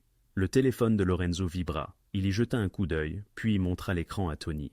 C'est notre contact du FBI. Il rassemble une équipe tactique, SWAT, DEA, ATF. Ils en font une opération multi-agence. Les papes vont tomber dans le plus grand piège des forces de l'ordre de l'histoire de Chicago. Clara regarda les moniteurs, voyant les Russes se préparer à leur assaut, complètement inconscients d'être observés à chaque étape. C'était brillant et terrifiant à la fois. « Et Frankie ?» demanda-t-elle soudain, se souvenant de la suspicion dans ses yeux. Il semblait dubitatif lors de la réunion. Et s'il les prévenait d'une manière ou d'une autre? L'expression de Lorenzo s'assombrit. Frankie a passé des appels non autorisés. Tony les surveillait, n'est-ce pas, Tony? Tony afficha les relevés téléphoniques. 3, appels vers des numéros non listés au cours des 2 derniers jours. 2 jours. Nous travaillons à les tracer maintenant, mais le timing est suspect, juste après vos réunions à chaque fois. La pièce devint silencieuse. Les implications étaient stupéfiantes. Le propre cousin de Lorenzo, son conciliaire, pourrait être la taupe. Ça pourrait être une coïncidence, dit Marcus prudemment. Il se pourrait qu'il soit juste paranoïaque et qu'il vérifie ses propres sources. Ou bien c'est lui qui les a aidés à placer les micros en premier lieu, dit Lorenzo platement. Famille ou non, si Frankie travaille avec les Russes, il tombera avec eux. Clara eut un frisson. Elle avait vu suffisamment de films de mafia pour savoir ce que « tomber » signifiait dans le monde de Lorenzo. « Chef !» cria l'un des techniciens de Marcus. « Vous devez voir ça. Les Russes viennent d'envoyer un autre message. » Marcus l'afficha sur l'écran principal. Il était crypté, mais il l'avait déchiffré il y a des jours. Le message était court, en anglais cette fois. Quai 47. Après-demain, 2 heures, 2 ans, du matin. Apportez tout, c'est notre moment. Ils ont fixé la date, dit Marcus. Le même calendrier que votre fausse réunion mentionnait. Ils sont complètement convaincus. Lorenzo fixa le message, puis les images de surveillance montrant les Russes se préparant à la guerre.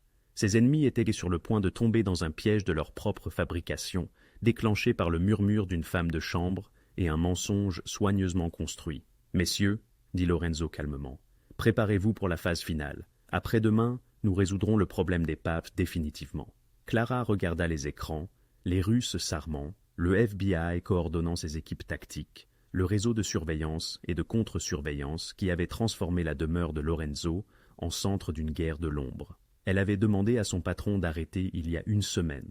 Maintenant, ce seul avertissement chuchoté était sur le point de faire tomber tout un empire criminel. L'air nocturne au quai 47 était épais de brouillard, remontant du lac Michigan. Clara observait depuis l'intérieur d'une camionnette de surveillance garée à 3 pâtés de maison. 3 pâtés de maison, ses yeux fixés sur plusieurs écrans de moniteurs montrant différents angles du front de mer industrielle. Marcus était assis à côté d'elle, coordonnant les communications. Tony et Joey étaient sur le terrain avec l'équipe triée sur le volet de Lorenzo. Lorenzo lui-même se tenait à l'extérieur de la camionnette, parlant calmement dans sa radio. Il avait refusé de se cacher pendant que son plan se déroulait. « Toutes les unités, faites le point », dit Marcus dans son casque. Des réponses crépitèrent à travers les haut-parleurs. Des équipes du FBI positionnées dans des conteneurs d'expédition. Les hommes de Lorenzo postés sur les toits avec des lunettes de vision nocturne, des agents infiltrés se faisant passer pour des dockers. Tout le monde était en place. Clara consulta sa montre.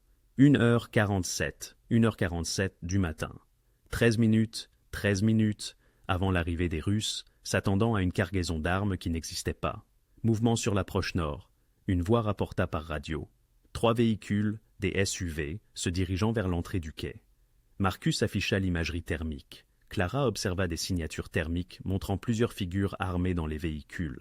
Son cœur martelait contre ses côtes. « C'est juste l'équipe avancée, » murmura Marcus. « La force principale viendra du sud, essayant d'encercler quiconque est ici. » Il avait raison.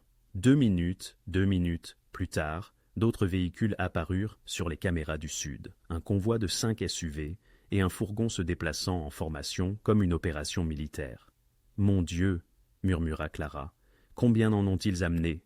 On dirait 35, peut-être 40 combattants, » dit Marcus, comptant les signatures thermiques. « Ils y ont tout mis. » La voix de Lorenzo résonnait dans la radio, calme et assurée. « Chef d'équipe du FBI, confirmez que vous voyez ça. » Une nouvelle voix répondit. « Confirmé. » Agent spécial Sarah Sheen, contact du FBI avec qui Tony collaborait. Nous comptons 38 individus armés convergeant vers un quai commercial à 2 heures du matin sans motif légitime. C'est suffisant pour nous. Toutes les équipes, préparez-vous à intervenir à mon signal. Les véhicules russes s'immobilisèrent à des emplacements prédéterminés autour du quai. Des hommes en surgirent, leurs armes visibles même dans l'obscurité, fusils à pompe, équipements tactiques. Ils se déplaçaient avec une précision militaire, établissant un périmètre. Dimitri Voulov était visible au centre, aboyant des ordres en russe. Même à travers les images granuleuses de la vidéosurveillance, Clara discernait sa confiance.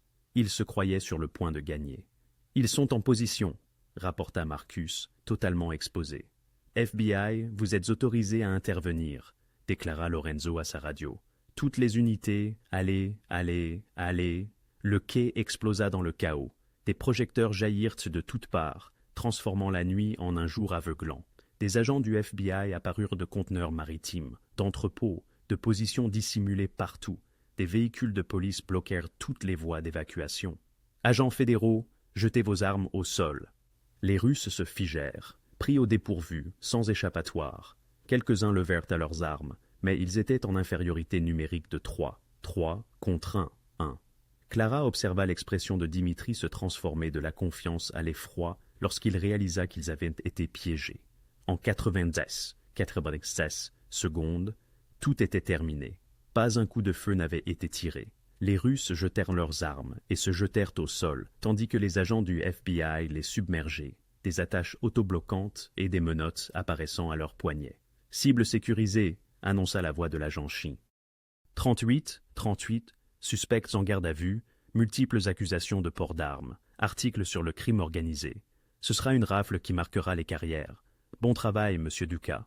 Lorenzo s'autorisa un léger sourire. Toujours heureux d'aider les forces de l'ordre, agent Chine. Mais Marcus changeait déjà de flux. Chef, l'équipe 2 se dirige vers l'appartement maintenant.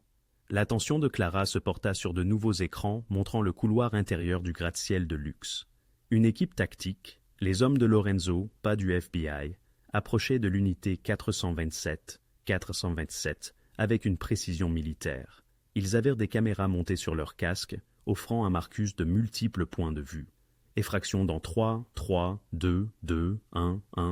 La porte vola en éclats. L'équipe inonda l'appartement, armes au poing.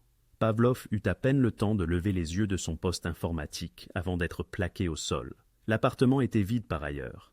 Dimitri avait emmené tout le monde au quai. Dégagé, suspect sécurisé, rapporta la voix de Tony de l'intérieur. Ne touchez pas à l'équipement tout de suite, dit Marcus avec urgence. Je dois voir à quoi nous avons affaire. Des techniciens spécialisés de Marcus pénétrèrent dans l'appartement, sortant déjà des dispositifs de balayage. Clara les observa examiner la rangée d'ordinateurs et l'équipement de surveillance. « Chef, vous devez voir ça », dit l'un d'eux, la voix tendue. La caméra du casque zooma sur les écrans d'ordinateur. Le souffle de Clara se coupa. Les affichages montraient non seulement les flux du manoir de Lorenzo, mais aussi la surveillance de dizaines d'autres lieux, d'autres entreprises, d'autres domiciles, d'autres familles. Il dirigeait tout un réseau, dit Marcus, ses doigts voltigeant sur son clavier alors qu'il accédait à distance aux ordinateurs saisis. Bon sang! Ils ont des micros dans les opérations de la famille Marchetti, le territoire du gang Rousseau, même dans les bureaux de certains de nos contacts policiers. Il ne s'agissait pas seulement de Lorenzo, ils surveillaient la moitié de la pègre de Chicago. Depuis combien de temps? Demanda Lorenzo d'une voix perçante. Marcus faisait défiler les fichiers, son visage pâlissant. Des mois, peut-être un an. Ils ont des enregistrements de réunions, d'appels téléphoniques, de conversations privées. C'est une mine d'informations. Téléchargez tout, ordonna Lorenzo. Chaque fichier, chaque enregistrement, chaque contact. Déjà fait. Mais chef, il y a plus. Marcus afficha un répertoire de fichiers. Il vendait moins des informations. Regardez ses relevés de transactions. Ils fournissèrent des renseignements à plusieurs acheteurs. Les Russo, une équipe à Détroit, même des opérateurs indépendants. Ils n'espionnaient pas seulement pour eux-mêmes. Ils avaient monté toute une opération de courtage en renseignements. Clara se sentit mal. Les Vulov avaient transformé la surveillance en une entreprise de vente de secrets qui coûtait la vie ou l'arrestation à des personnes. Sécuriser toutes les preuves, dit Lorenzo. Disques durs, téléphone, tout. Je veux savoir qui a acheté chez eux et qui ils avaient sous surveillance. Chef d'équipe, nous avons autre chose, fit grésiller la voix de Tony. Il y a un coffre-fort dans le placard de la chambre. L'image du casque montra Tony agenouillé devant un coffre-fort au sol. Il y plaça un petit appareil, ressemblant à une sorte de crochetage avancé, et en quelques secondes, le coffre-fort s'ouvrit. Tony en sortit le contenu, des piles de billets, des passeports, des clés USB et un journal en cuir. Il l'ouvrit, parcourant les pages. « Chef, c'est un registre. Nom, date, paiement reçu. C'est un registre complet de leur opération. » marqua-t-il une pause. « Et il y a un nom que vous devez connaître. Quelqu'un qu'ils ont répertorié comme « atout principal ». Organisation Ducas. L'expression de Lorenzo devint glaciale. Lisez. La voix de Tony était sombre. Source interne recrutée il y a 14 mois. Nom de code, Coniglio. La bande de surveillance se tut.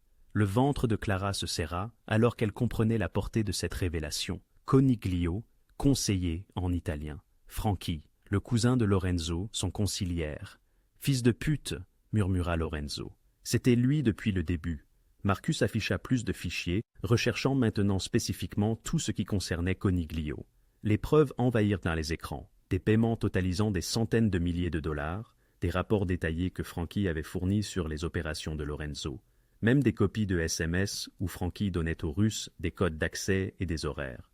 Il les a aidés à installer les micros, dit Marcus, lisant les fichiers.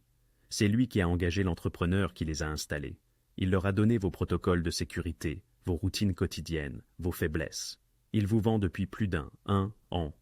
Clara se rappela les regards suspicieux de Franchi, ses questions inquisitrices, ses appels téléphoniques après les réunions. Tout prenait sens maintenant. Le visage de Lorenzo était masqué par une fureur contenue. « Où est-il maintenant ?» Suivi de son téléphone. « Il est chez lui à Neighborville », rapporta Tony. « Gardez-le là-bas, j'arrive. » Lorenzo se dirigea vers sa voiture, puis s'arrêta et se retourna vers Clara. « Vous avez bien agi, merci. »« Qu'est-ce qui va se passer maintenant ?» demanda-t-elle doucement. L'expression de Lorenzo était sombre comme une tombe. « Maintenant, j'ai une conversation avec mon cousin sur le prix de la trahison. » La maison de Frankie Duca à Neighborville était une coloniale tentaculaire avec une pelouse immaculée, achetée et payée avec l'argent du sang, celui de Lorenzo et celui des Russes. Lorsque le convoi de Lorenzo s'arrêta à 3h30 du matin, les lumières étaient donc toujours allumées à l'intérieur. Clara avait insisté pour venir, bien que Lorenzo ait essayé de la dissuader. « Vous avez commencé ça, » avait-il finalement dit. « Vous méritez de voir comment ça se termine. » Elle était maintenant assise dans la voiture avec Joey Batts, tandis que Lorenzo, Tony et quatre autres hommes s'approchèrent de la porte d'entrée.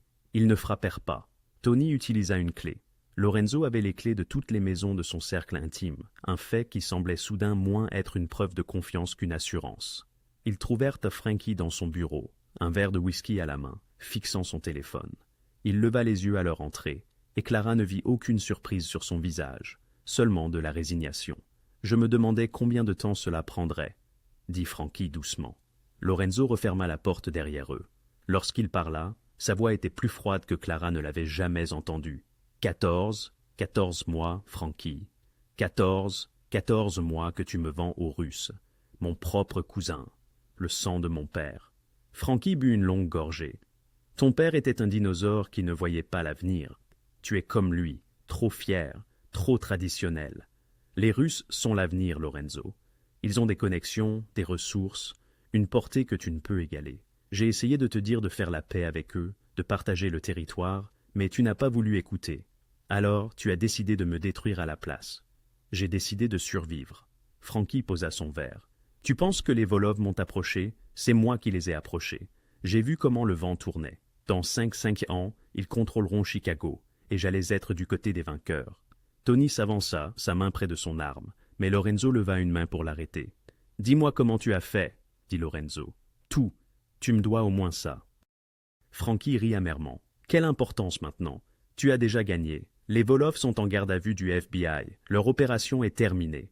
Je veux des noms. Tous les participants. Chaque entrepreneur que tu as embauché, chaque personne que tu as compromise. » Un instant, Frankie sembla vouloir refuser. Puis quelque chose dans l'expression de Lorenzo, quelque chose de sombre et de définitif, le fit changer d'avis. « L'électricien s'appelait Ray Hutchkins, » commença Frankie. « Il a déjà travaillé pour la famille. Un gars légitime, mais il avait des dettes de jeu.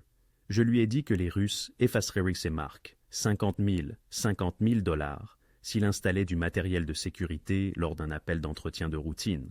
Il pensait que c'était juste de l'espionnage d'entreprise, rien de criminel. Il a placé le premier micro dans ton bureau il y a 3 mois. 3 mois, répéta Lorenzo. Mais la technologie n'avait que 3 semaines. Ils ont mis à niveau. Les premiers ce micro étaient bien être basiques. Les Russes voulaient voir si tu remarquerais. Quand tu n'as rien remarqué, ils ont fait installer l'équipement de qualité militaire par Hutchkins. Je lui ai donné les codes d'accès, les horaires où tu serais absent de la maison. C'était facile. Clara se sentit mal. Ce n'était pas seulement une trahison. C'était une destruction calculée, méthodique, de la confiance familiale. « Qui d'autre » demanda Tony. « Le micro de la voiture, c'était moi. Je l'ai installé moi-même le mois dernier quand Lorenzo était à New York. Ça m'a pris 10 minutes. » La voix de Frankie était plate, factuelle. L'écoute téléphonique était un autre entrepreneur, un gars des télécommunications nommé Eddie Garcia. Même arrangement, dette, désespoir, paiement. Il pensait qu'il aidait aussi à l'espionnage d'entreprise. Lorenzo sortit son téléphone, tapant des notes. Qu'en est-il du département de surveillance? Qui d'autre était au courant? Seulement les Volov et leur équipe technique. Je n'y suis jamais allé. Ils me payaient en crypto-monnaie, intraçable. Ou du moins, c'est ce que je pensais, dit-il en fixant Marcus qui venait d'entrer. Votre technicien est meilleur que je ne l'imaginais, convena-t-il. Alors, qu'est-ce que vous leur avez dit? Demanda Lorenzo. Quelles informations avez-vous vendues? Tout, rétorqua Frankie, le défi dans le regard. Les plannings de réunion, les accords commerciaux, les contacts policiers, les itinéraires de livraison, les négociations avec les familles rivales. Chaque mouvement que tu faisais, ils le savaient avant même que tu n'aies fini. C'est comme ça qu'ils ont échappé à tes coups. C'est pourquoi leurs opérations ont toujours eu une longueur d'avance. Et l'argent, combien t'ont-ils payé? 1/4 de million sur 14 mois. Plus des promesses de territoire lorsqu'ils prendraient le contrôle. Une place à leur table. Frankie se resservit un whisky avant d'ajouter « Plus que tu ne m'en as jamais offert, cousin. C'est moi qui faisais le vrai travail pendant que tu récoltais la gloire. Le neveu préféré de ton père, l'héritier désigné. Où est-ce que cela m'a laissé ?»« En vie, » répondit Lorenzo simplement. « C'est là que ça t'a laissé, et tu l'as gâché. » Le silence s'installa dans la pièce. Clara observa le visage de Lorenzo, y discernant le conflit entre la loyauté familiale et un froid pragmatisme. Elle se demanda lequel des deux l'emporterait. « Tony, » dit finalement Lorenzo, « emmène Frankie à l'entrepôt de Division Street. Garde-le là-bas jusqu'à ce que je décide de son sort. » Tandis que les hommes de Tony s'apprêtaient à escorter Frankie, le cousin de Lorenzo se retourna une dernière fois. « Tu sais ce que tu dois faire, Lorenzo. Famille ou non, je suis un traître. Tes hommes s'attendront à ce que justice soit faite. Ne me dis pas ce que j'ai à faire, Frankie. Tu as perdu ce droit en me vendant, » rétorqua Lorenzo. Après leur départ, Clara trouva Lorenzo près de la fenêtre, le regard perdu dans le vide. « Tu vas bien » demanda-t-elle doucement. « Mon cousin, le sang de mon père, je lui faisais confiance en tout. » La voix de Lorenzo était atone. « Il a mis des micros chez moi, vendu mes secrets, il m'aurait fait tuer ou emprisonner sans toi. Qu'est-ce que tu vas faire de lui » Clara insista. Lorenzo ne répondit pas directement. Ray Hutchkins, l'électricien, Tony, l'a déjà interpellé. Il coopère pleinement, terrifié d'être accusé de complicité. Eddie Garcia, le spécialiste des télécoms, a disparu dans la nature, mais nous le trouverons. Et chaque autre entrepreneur, livreur ou employé de service qui a eu accès à ma maison au cours des 12 derniers mois est en train d'être de nouveau examiné. S'ils ont ne serait-ce que regardé les Russes, ils sont finis. Et Frankie, Lorenzo se tourna vers elle. Les anciennes règles disent que la trahison familiale est passible de mort. Mon père l'aurait tué sans hésitation. Il marqua une pause. Mais je ne suis pas mon père. Je vais devoir réfléchir à ce que la justice représente ici. Clara comprit ce qu'il ne disait pas. Que faire preuve de miséricorde pourrait sembler une faiblesse, mais tuer un membre de sa famille pourrait lui coûter quelque chose qu'il ne pourrait pas récupérer. Le registre de l'appartement, continua Lorenzo, changeant de sujet, contient les noms de tous ceux qui ont acheté des informations au Volov.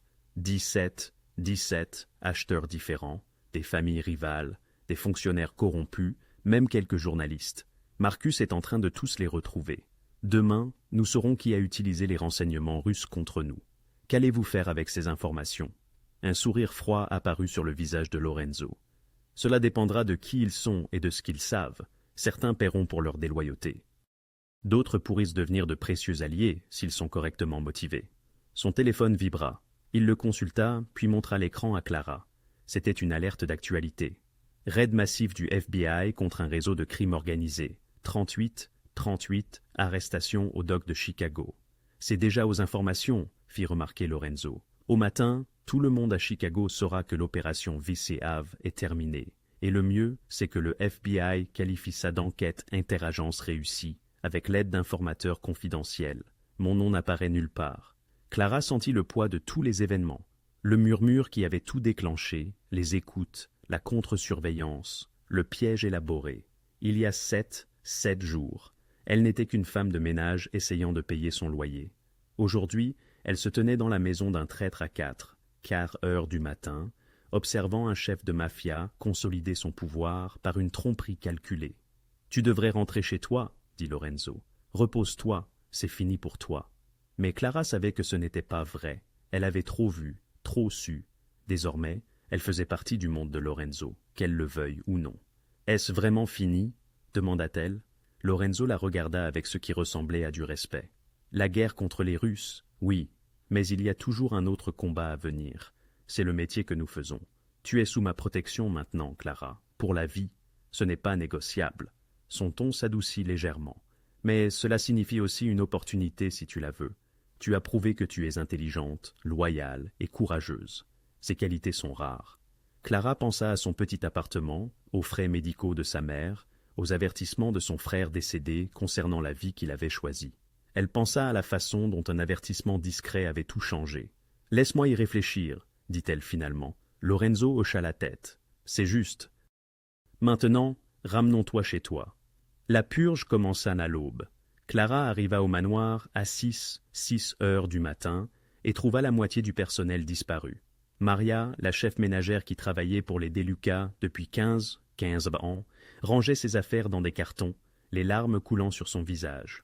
Deux hommes de la sécurité de Tony se tenaient près de la porte, veillant à ce qu'elle n'emporte rien qui ne lui appartienne pas. « Je n'ai rien fait de mal », sanglotait Maria au passage de Clara. « J'ai toujours été loyale, je n'ai jamais... » « Votre neveu travaille pour les Volov, » dit Tony d'un ton sec. « Vous n'avez pas révélé cette relation lors de votre embauche. C'est une violation de sécurité. C'est juste un enfant. Il fait des courses pour eux. Rien de grave. Ce n'est pas notre problème. Vous êtes renvoyés, dehors. » Clara continua son chemin, l'estomac noué. Maria avait toujours été gentille avec elle, lui enseignant quelle pièce Lorenzo préférait nettoyer en premier, quel verre utiliser pour quelle boisson. Maintenant, elle était effacée de l'opération Duca, comme si elle n'avait jamais existé. Dans la cuisine, le chef avait également disparu, remplacé par quelqu'un que Clara ne reconnaissait pas. Une femme à l'air sévère, déjà en train de préparer le petit déjeuner avec une précision militaire. Des jardiniers vidèrent leur abri à outils sous l'œil attentif de Tony. Clara trouva Lorenzo dans son bureau, examinant les dossiers du personnel avec Marco, le comptable. Le bureau était couvert de dossiers, chacun représentant une personne dont la loyauté était remise en question. « Le service d'aménagement paysager », disait Marco. « Ils s'occupent de nos terrains depuis 3 ans, mais leur entreprise a travaillé pour le domaine Volova à Brighton Beach l'été dernier. C'est trop proche pour être confortable. Remplace-les, dit Lorenzo sans hésitation. Demande des recommandations à la famille Marchetti. Ils ont du monde. Et Sal Benedetto, il conduit pour nous depuis... Son beau-frère est Eddie Garcia, le spécialiste des télécoms qui a installé l'écoute téléphonique. La voix de Lorenzo était glaciale. Sal prétend qu'il n'était pas au courant, mais je ne crois pas aux coïncidences. Il est renvoyé. Marco prit une note. Ça fait 18 personnes. Jusqu'à présent, patron. Nous allons manquer de personnel. Alors, embauche de nouvelles personnes. Mieux vaut manquer de personnel que d'être compromis. Lorenzo leva les yeux et vit Clara. Laisse-nous une minute, Marco. Après le départ du comptable, Lorenzo fit signe à Clara de s'asseoir. Il semblait exténué, des cernes sous les yeux. Elle doutait qu'il ait dormi. Ray Hutchkins, l'électricien, nous a donné une liste de toutes les personnes avec qui il avait travaillé qui auraient pu être approchées par les Russes, dit Lorenzo. 7 entrepreneurs, 3 services de livraison et 2 consultants en sécurité. Nous les vérifions tous. Ceux qui ne peuvent pas être blanchis sont renvoyés.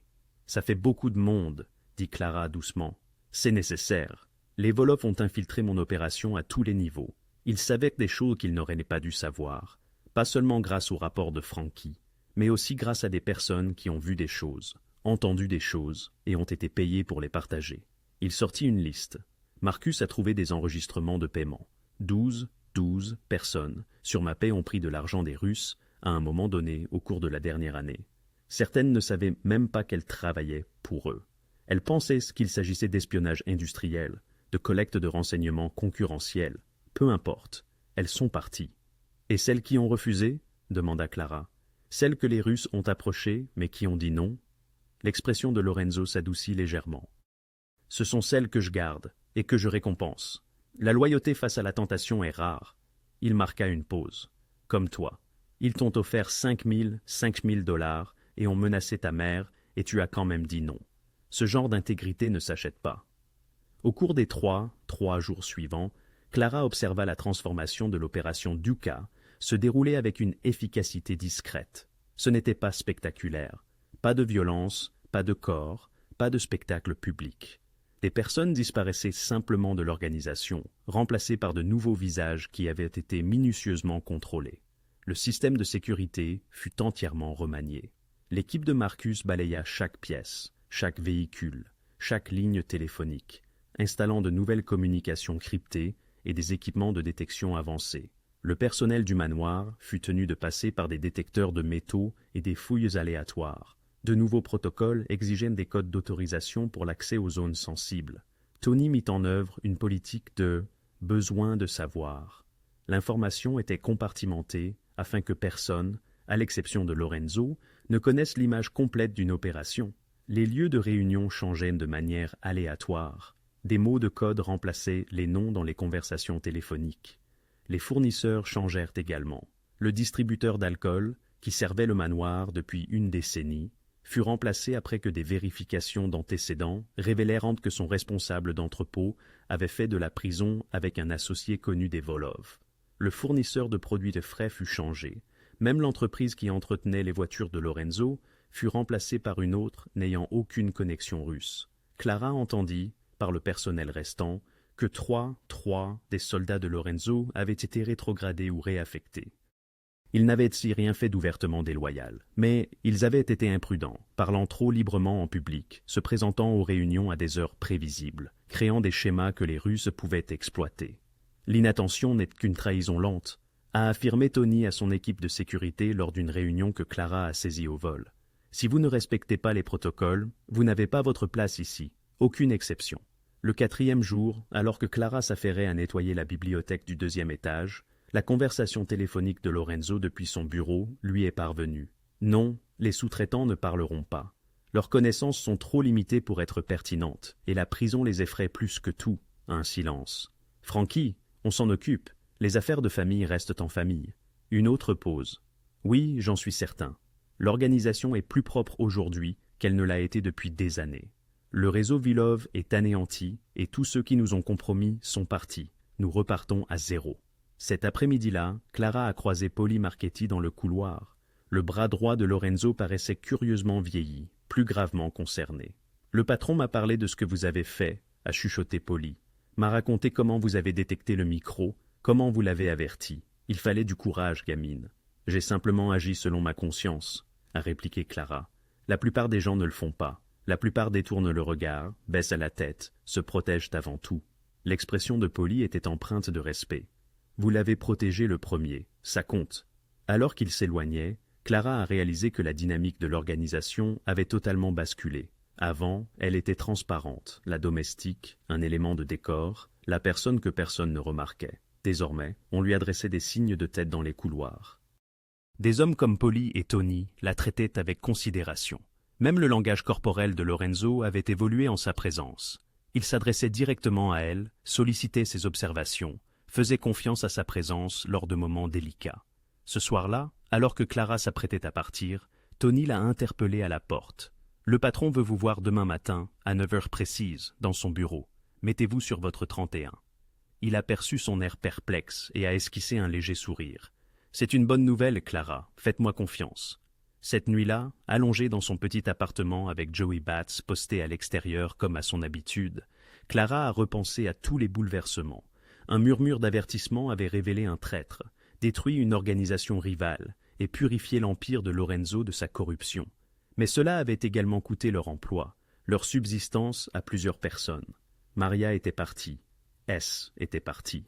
Une douzaine d'autres avaient disparu, leur famille impactée par des décisions prises au nom de la sécurité. En valait-il la peine? Clara n'en était pas certaine. Dans le monde de Lorenzo, la loyauté était capitale et la trahison impardonnable. Il n'y avait pas de juste milieu, pas de place pour les erreurs ou les liens innocents. Elle avait sauvé la vie de Lorenzo, mais elle l'avait aussi aidé à consolider son pouvoir, d'une manière qui le rendait plus redoutable que jamais. Le lendemain, elle découvrirait ce que cela impliquait pour son propre avenir. 3 semaines plus tard, Clara se retrouva de nouveau dans le bureau de Lorenzo, lustrant la même table en acajou où tout avait commencé. Le soleil matinal s'infiltrait par les hautes fenêtres, faisant rutiler les nervures du bois. Le panneau mural où le micro avait été camouflé était désormais fraîchement repeint, les moulures remplacées. Aucune trace de ce qui avait été là ne subsistait. Le manoir dégageait à présent une atmosphère différente, plus épurée, bien que cela n'eût aucun rapport avec son labeur. Le nouveau personnel évoluait avec une efficacité professionnelle. La sécurité était renforcée. Il n'y avait plus de murmures, ni de regards nerveux. L'organisation de Lorenzo avait été purgée de sa gangrène, et ce qui demeurait était plus robuste, plus agile, plus structuré. Clara entendit des pas et leva les yeux pour voir Lorenzo entrer. Il portait un costume anthracite, impeccable et parfaitement ajusté, mais son expression était plus douce que d'habitude. « Laissez cela un instant, » dit-il. « Asseyez-vous, Clara. » Elle posa le chiffon à polir et prit la chaise en face de son bureau, la même où elle s'était assise lorsque tout avait commencé. Son cœur s'accélérait, se souvenant des mots de Tony à propos de s'habiller joliment. Elle avait choisi une simple robe bleu marine, la plus belle qu'elle possédait. Lorenzo s'assit sur le rebord de son bureau plutôt que derrière, rendant l'instant moins formel, plus personnel. « Un mot a tout changé », murmura-t-il calmement. « Quand vous avez chuchoté « tais-toi » à mon oreille cette nuit-là, vous avez sauvé ma vie. Vous avez exposé un traître, anéanti mes ennemis, et m'avez aidé à reconstruire cette organisation pour en faire quelque chose de meilleur. Comprenez-vous ce que cela signifie ? J'ai simplement agi selon ma conscience, répondit Clara. La plupart des gens ne le font pas. La plupart entendent quelque chose de répréhensible et se persuadent que ce n'est pas leur problème. Lorenzo tira un dossier de son tiroir. J'ai réfléchi à votre avenir, Clara Reyes. Vous n'êtes plus une simple employée domestique, nous le savons tous les deux. Mais vous n'êtes pas non plus un gangster, ni une force brute, ni quelqu'un qui appartient au côté violent de mes affaires. La bouche de Clara était sèche. Que voulez-vous dire ? Je veux dire que vous avez le choix. Il ouvrit le dossier, révélant des documents. Option 1, je vous offre 6 mois d'indemnité de départ, $50 000, $50 000, et d'excellentes références pour toute activité légitime que vous désirerez. Vous quittez tout cela. Vous recommencez à zéro ailleurs. Je m'assurerai que vous et votre mère soyez sous protection pendant les 5 prochaines années, par sécurité. Vous ne me devez rien, Clara. Vous avez déjà remboursé toute dette. Clara fixa les papiers. $50 000, $50 000, une rupture nette, une vie normale. Quelle est l'option 2 ? Demanda-t-elle. L'expression de Lorenzo était indéchiffrable. L'option 2, c'est que vous restiez. Non pas comme femme de ménage, mais comme quelque chose de plus capital. Mon responsable de maison et mon assistante personnelle. Vous coordonneriez le personnel, géreriez les opérations domestiques, seriez présente à certaines réunions pour observer et conseiller. Vous feriez partie de mon cercle intime, avec la rémunération, la protection et le respect qui en découlent. Pourquoi moi ? Parce que vous percevez ce que les autres ne remarquent pas. Parce que vous êtes assez intelligente pour savoir quand parler et quand garder le silence. Parce que, dans un monde où tout le monde me demande quelque chose, vous avez simplement voulu bien faire. Il marqua une pause. « Je vous fais confiance, Clara. C'est rare pour moi aujourd'hui. » Clara pensa à son appartement exigu, aux factures médicales de sa mère, à la lutte incessante pour payer le loyer. Elle songea à son frère, qui avait choisi le mauvais camp et l'avait payé de sa vie. Elle revit Maria en larmes, escortée dehors, et le visage amer de Frankie lorsqu'il avait avoué sa trahison. « Qu'est-il arrivé à Frankie ?» demanda-t-elle soudain. La mâchoire de Lorenzo se serra. « Il est vivant, exilé en Floride avec une allocation mensuelle. Assez pour vivre, pas assez pour compter. Il ne pourra jamais revenir à Chicago. Ne pourra plus jamais contacter qui que ce soit dans l'organisation. S'il enfreint ses règles, le marché est caduc. » Il la regarda dans les yeux. « Je ne pouvais pas tuer un membre de ma famille, quoi qu'il ait fait. Mais je ne pouvais pas non plus le garder près de moi. Alors, il doit vivre avec ce qu'il a fait, seul pour le reste de sa vie. » C'était une preuve de clémence, réalisa Clara, mais aussi une punition.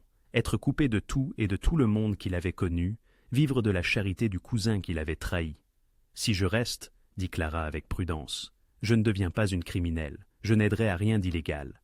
Je ne vous le demanderai pas, votre valeur réside dans ce que vous êtes. Honnête, observatrice, morale. J'ai beaucoup de personnes qui feront des choses illégales. J'ai besoin de quelqu'un qui me dira quand je dépasse des limites que je ne devrais pas franchir. » Lorenzo esquissa un léger sourire. « Considérez-vous comme une conscience à louer. » Clara observa le bureau, les livres qui garnissirent les murs, les œuvres d'art qui coûtaient probablement plus que ce qu'elle gagnerait en une vie, les fenêtres donnant sur un domaine qui nécessitait une armée de personnel pour être entretenu. C'était un monde différent, dangereux, complexe, moralement ambigu. Mais c'était aussi un monde où ses instincts, ses observations, les leçons de son frère sur l'importance de déceler le mal et de s'exprimer avaient réellement leur importance. « Je veux que ma mère soit prise en charge, » dit-elle. « Une couverture médicale complète, pas seulement pour les urgences. Et je veux la promesse que si je vois quelque chose que je ne peux accepter, je pourrai partir sans conséquence. »« Entendu. » Lorenzo se leva, lui tendant la main. « Bienvenue dans la famille, Clara. » Elle lui serra la main, ressentant le poids de la décision. Elle franchissait une limite, s'engager dans une vie qu'elle n'aurait jamais imaginée. Mais peut-être qu'un murmure d'avertissement avait été bien plus que cela. Non seulement un moyen de sauver la vie de Lorenzo, mais une porte vers quelque chose de complètement nouveau. « Encore une chose, » ajouta Lorenzo, puisant dans son bureau. Il sortit un petit écrin de velours et le lui tendit. À l'intérieur, un simple collier en or, rehaussé d'un minuscule pendentif, une clé. Dans ma famille, cela symbolise la confiance, expliqua Lorenzo. Vous détenez les clés de ma demeure, de mes secrets, de ma confiance. Portez-le en guise de rappel que vous avez désormais votre place ici. Clara le passa autour de son cou, sentant le poids du pendentif contre sa poitrine. En quittant le bureau ce matin-là, non plus femme de ménage, non plus invisible, mais quelque chose de neuf et d'indéfini, elle croisa son reflet dans le miroir du couloir.